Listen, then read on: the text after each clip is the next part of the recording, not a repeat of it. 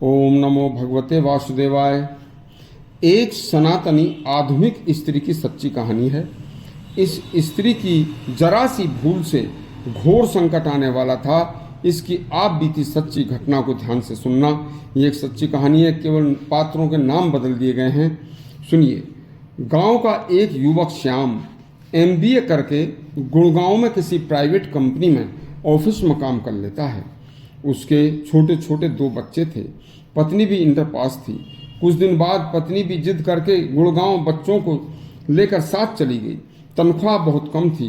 किराए का मकान, बिजली, दूध, आटा, घर का सामान सभी बाजार से आता था। मुश्किल से घर का खर्च चल पाता था। पत्नी गुड़गांव की चमक दमक देखकर घूमना फिरना चाहती थी और फिजूल खर्ची के लिए जब पैसे मांगती तो उस बेचारे श्याम के पास इतने पैसे बचते ही नहीं थे। पत्नी का नाम डिम्पल था। वह आधुनिक विचारों की थी और शरीर का नाक नक्श से बहुत सुंदर थी। दोनों बच्चों की पढ़ाई का खर्च बढ़ गया। अब केवल घर का खर्च और फ्लैट का किराया आदि ही मुश्किल चलता था। बराबर में कई परिवार अच्छी आमदनी वाले रहते थे। उनकी पत्नियां ऐशो आराम पर, बच्चों के बर्थडे पार्टियों पर खूब खर्च किया करती थी। उन्हें देखकर डिम्पल भी अन्य खर्चों के लिए श्याम से जब पैसे मांगती तो श्याम लाचार हो जाता था। धीरे धीरे दोनों में किसी न किसी बात पर रोजाना लड़ाई होनी शुरू हो गई।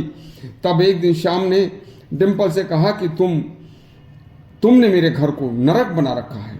इससे तो मेरा जी चाहता है कि हम इस घर को छोड़कर कहीं चला जाऊं जहां कम से कम चैन से रह सकूं। गुस्से में डिम्पल ने कहा कि चले जाओ तो किसी पर क्या एहसान करोगे क्या।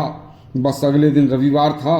श्याम रात्रि को चिंता में सो नहीं सका और सुबह बहुत सवेर ही दोनों बच्चों को प्यार भरी नजर से देखकर सभी को सोता छोड़कर चुपचाप फ्लैट से चला गया और उसने सीधी हरिद्वार की गाड़ी पकड़कर सीधा हरिद्वार स्टेशन पर उतर गया। एक तरफ एक बेंच पर जाकर बैठ गया। उसी बेंच पर एक बूढ़े सरदार जी आकर भी बैठ गए। श्याम को भूख लगी थी, उधर बच्चों की याद आ रही थी, तो श्याम धीरे धीरे सिसक सिसक कर रो रहा था। बूढ़े सरदार जी ने श्याम की तरफ देखा और समझ लिया कि इसके रोने का मतलब सच्चा है, यह कोई ठग नहीं है। श्याम हरिद्वार में आत्महत्या के उद्देश्य से आया था। केवल किराए के कुछ पैसे बचे थे, वो भी खर्च हो चुके थे। बस उसके पास कोई पैसा भी नहीं था। इतने ही में जो थोड़े पैसे थे उन्हें मैं पत्नी के सिराने रखकर चलाया था। तभी एक चाय वाला आया। सरदार जी ने उससे 2 चाय दी, एक चाय खुद और एक चाय उसने श्याम को पकड़ा दी और उसके सिर पर हाथ रखकर कहने लगा, क्या परेशानी है बेटा। उसने श्याम ने उसके प्यार भरी हाथ को देखकर अपने घर की सारी मुसीबत की सारी बातें उसको बता दी। तब उन्होंने कहा, तुम मेरे साथ चलो अपने घर। सरदार जी उन्हें अपने साथ ले गए। घर पर जाकर उन्होंने उसको समझाया और फिर उसकी पत्नी का नंबर लेकर उन्होंने उनकी पत्नी को फ़ोन किया और फ़ोन पर श्याम की सारी बातें बताने के बाद उसने पत्नी को समझाया।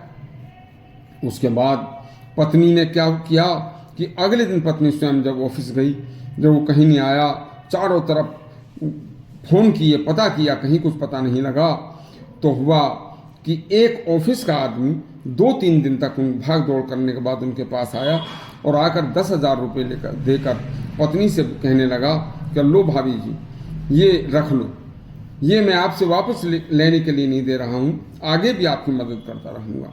लेकिन उसकी निगाहें गंदी थी। डिम्पल समझ चुकी थी संसार बहुत बुरा है। इसी तरह अगले दिन फिर एक पड़ोस में रहने वाला एक फ्लैट वाला आया। उसने भी ऐसी हरकत की। उसे भी वह समझ चुकी थी।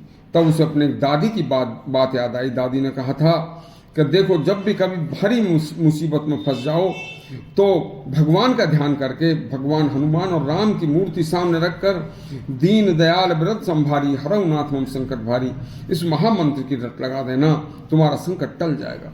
बस डिम्पल अपने बच्चों को कुछ खिला पिलाकर इसी रट में बैठ गई। उससे 24 घंटे बीत गए।